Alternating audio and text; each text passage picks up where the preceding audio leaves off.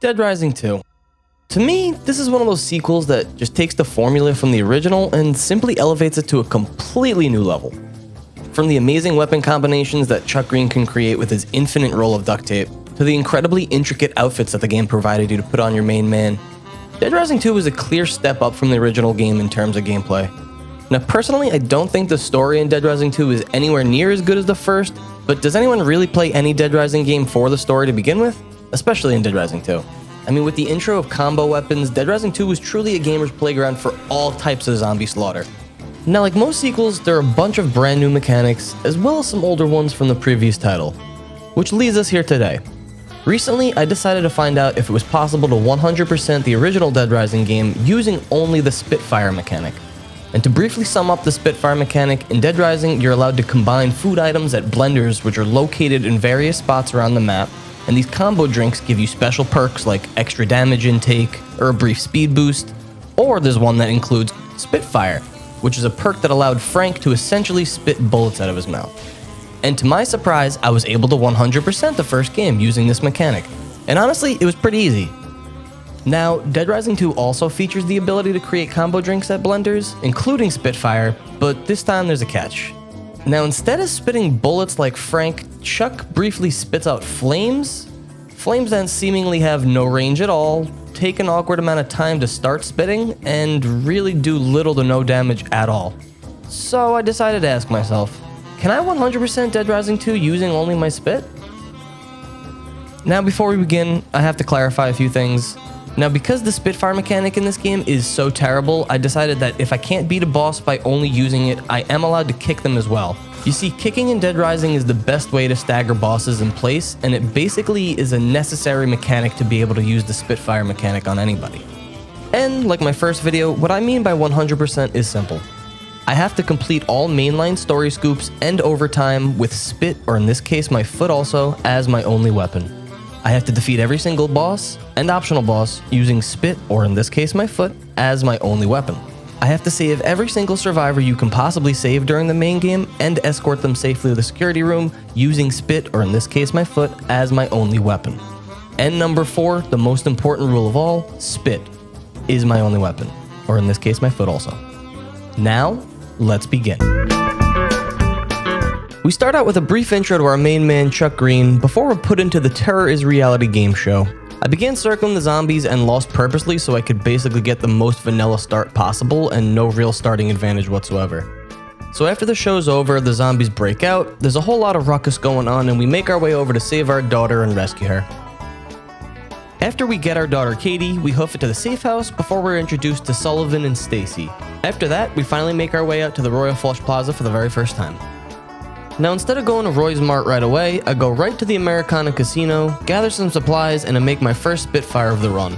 I then quickly do some hardcore parkour to get the secret Zombrex, as well as the first present for my daughter Katie. I hustle back to the security room and I present Katie with her new gift. After that, I head right back out. I down my first Spitfire before taking on the thugs inside of Roy's Mart. And honestly, these guys are a complete joke, so I knew that they would go down relatively quickly, so I spit all over them and then we keep it moving. I grab the Zombrex in the back room, and then we gather our first survivor, and we head back outside. Now, before we head back to the safe house, I quickly run upstairs to grab another gift for Katie before gathering a few more because I just want that sweet, sweet PP bonus. And after that, we make our way to the safe house to collect. I drop off the survivor before delivering Katie her 4 new gifts, and then I head out again for more survivors and gifts. I make a quick outfit change before gathering 2 more survivors and another gift for Katie, and then I head right back to the safe house yet again. Now, before I give Katie her first dose of Zombrex, I quickly make another outfit change and grab yet another gift for her, and then I head back to the safe house to give her Zombrex and give her another gift. I then go and make a buttload more Spitfires before heading back out to save a Chad and his wife, as well as activating the looter's shops. On our way back, I quickly grab yet another gift for Katie before we head back into the Royal Flush Plaza. We immediately head upstairs to help a little old woman come back to the safe house with us. I drop off the gift to Katie, and then I make my way over to the first Psycho battle, located in the Yucatan Casino. But before I take on this fight, I stop at a bar located near the casino to grab a magazine that doubles the effects of any blender juice I make, and since I'm relying on blender juices, this magazine was very important for this run. So I grab that, and then I make my way over to the casino for the fight. Now, upon entering the casino, we're immediately introduced to Ted and Snowflake, and then the fight begins. Now my goal was to single out Ted because I wanted to tame Snowflake afterwards, because if you didn't know, she's actually tameable and she's a gift for Katie, so I wanted that sweet PP bonus, so I focused all my attention on Ted. But unfortunately for me, Snowflake did not like that at all. Now luckily, on the second attempt, I kinda just bum rushed Ted into this doorway area and he went down pretty easily. It wasn't really that challenging. I then spent what felt like an eternity trying to tame Snowflake, but finally, after so many attempts, got that pussy to obey me. We then grab the survivor hiding in the back office and we make our way to the Palisades Mall to grab a couple more survivors. We help them out, we gather them up, no one takes the pitchfork that I took for them, and then we make our way to Case 1-2 as a big unit. We're then introduced to Rebecca Chang, and then she brings us to another security room for more boring story stuff. And here there's a magazine that actually gives us bonus points for survivor rescues, so we grab that and then we take everyone back to the safe house as one big unit. We then head out again, save some more survivors, bring them back, and then we head out again to save even more survivors, and we also bring them back as well. I then make my way back to the Americana Casino to make some more juice before taking on another psycho. And this psycho was not going to be a very easy one. Now Leon was a really big test to this playthrough. Because he's on a motorcycle, there's no real way of trading blows with him or even staggering him, as he'll just do donuts to shake you off. Now I had to resort to a playthrough guide, and I actually found out that you can bait him into the Fortune Park fences and it might get him stuck in place, so I attempted that. And I kept attempting it, again, and again, and again. And after a few more restarts, I finally discovered that the best spot to get Leon stuck was right by the big rock fountain in the middle of Fortune Park. Now for some reason, whenever he hits this specific fence, it seemed either his chainsaws or his back tire got stuck. So it was really only a matter of time before I put him down. It was also during this fight that I realized some bosses don't fully die from just Spitfire apparently. Like you can see Leon's health fully go away here, yet he doesn't go down. And I wasn't really sure if it was a bug or not, but I guess he just needed a little nudge. Now with Leon finally down, I set my sights on another psycho, but little did I know that this was gonna be my toughest fight yet. Now Brandon sucks. He sprints directly at you and he never really lets up from any of his pounce attacks. And it was actually during this fight that I decided to allow kicking in general, because honestly, I don't think that there would have been any possible way to even compete against Brandon and stay on time with every other objective that I had to do. So it was really the only option that I could think of. After a few restarts, I found out that I can actually just run out to the barbecue place nearby and grab some health, and the fight would still continue, so that helped me out a lot. I then figured out that actually by staying in the back and jumping out of the way just in time before he did his pounce attack, he would actually have to stop and take a breath, and then I could get some spit shots in. So after figuring this out, this became my main tactic from this point on. And again, this was without a doubt the most time-consuming fight in the entire game, like by far. But eventually, Brandon was put down by Spitting God Chuck Green. I then rescue the hostage that Brandon had, take her to the safe room, and then I realized I made a terrible mistake. You see, I've been mismanaging my time horribly, and I put myself in a terrible position where I can't make it to the next main scoop in time. I was so mad at this point, but I really honestly had no other choice but to restart. So, I restarted from the complete beginning. After the fresh restart, I quickly run through everything that I had already done in the beginning as fast as I possibly could. So I gather all the gifts that I had previously gotten, I gather all the survivors that I have previously gotten, and I take out Ted and I tame Snowflake again. And like that, I was back to where I messed up the time originally. Now before taking on Leon and getting the other survivors first, this time I decided to take on Brandon as soon as possible so I could get him out of the way as fast as possible. And finally, after an incredible amount of patience, Brandon was no more. After that, we finally get back on track. I rescue the survivor from Brandon before heading back out for another previous group of survivors.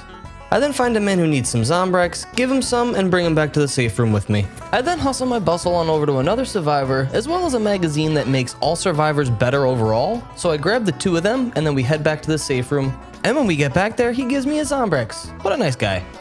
Next up, it was finally time to fight Leon again. But thankfully this time, I already know the tactic, so this time around, the fight wasn't actually all that bad. I put Leon down before making my way over to the scoop that I actually wasn't able to make the first time round, so I was all happy. I kicked the first two mercenaries down before spitting all over the last one, and then I make my way onto TK's getaway train. When I first get on the train, I again spit all over the first two guards before kicking the last four out of my way and running towards the end. And after more boring story stuff, I hustle to go make more juice before it's time to take on yet another psychopath. Now, Chef Antoine is another boss that really couldn't even be hit with Spitfire at all, honestly.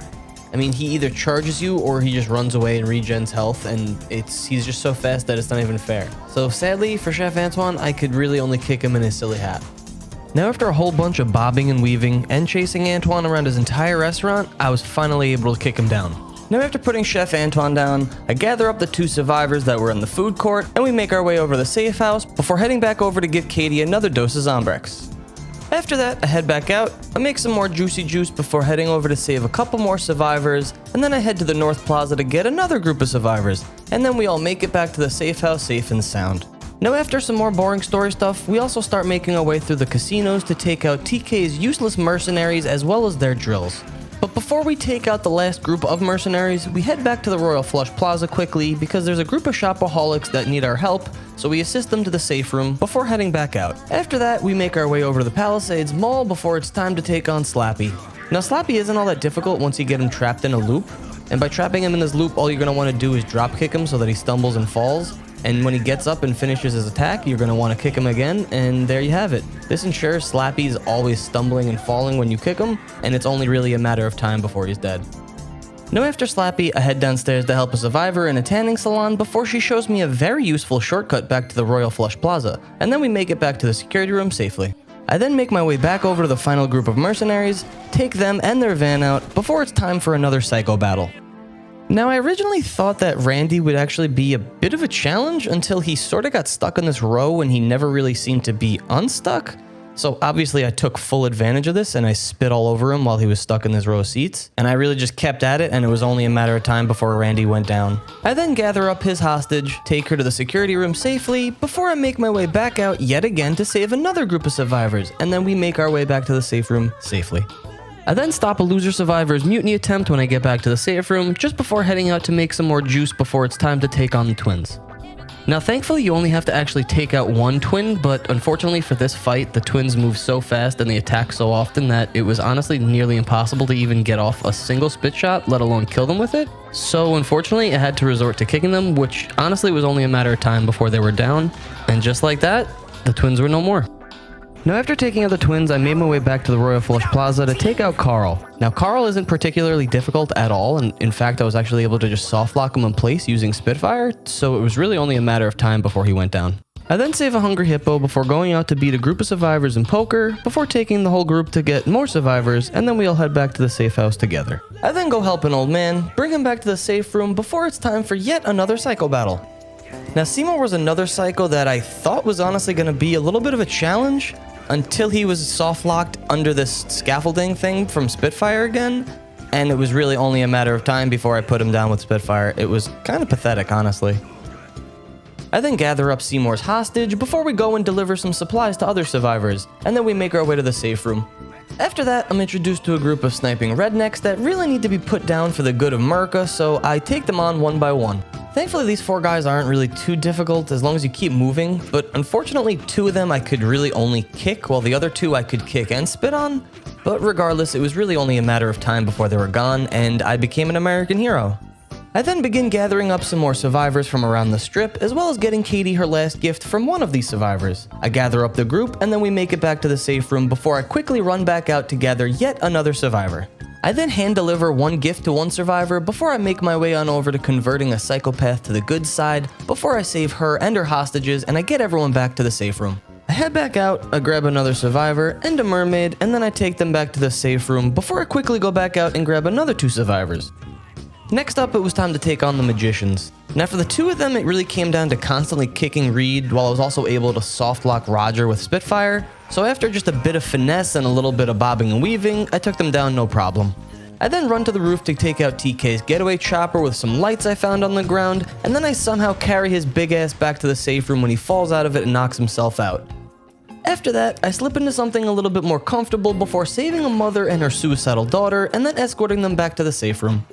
After that, I quickly play some survivors in poker before the army arrives and the zombies mutate into bigger, badder zombies. I then make my way on over to Sergeant Boykin, and again, I thought Sergeant Boykin was going to be a super difficult boss fight, but he was easy to soft lock with Spitfire, so it was again just only a matter of time before this dude went down. Like, I didn't understand why these bosses were just so easy to be soft-locked, but, you know, Dead Rising. I then stopped the zombie outbreak in the safe room by gathering the necessary supplies to close the gate, before making my way back out to gather yet another group of survivors, and then finally making my way back out to gather the final group of survivors. I ran down to the underground labs, took out the guards, and then spit all over these silly little scientists.